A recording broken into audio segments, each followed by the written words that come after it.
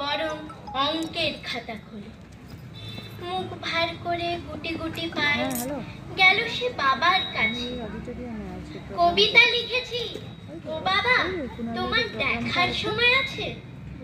মুখটি না তুলে বললেন বাবা, কবিতা লিখেছো?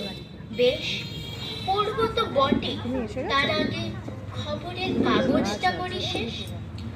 অগত্যা গেল দিদিটির কাছে, ডাকলো সে, দিদি আয়, দেখ না কেমন ছবিটা এঁকেছি ছোট্ট এই কবিতায়। দিদির দু চোখ টিভি পর্দায় ঝলমলে রোশনায়। বলল, কবিতা তুই লিখেছিস? কবিতা না ওটা ছাই। অপরাজিতার চোখ ছল ছল, বুকে কান্নার ঢেউ। তার লেখাই প্রথম কবিতা, দেখলো না পড়ে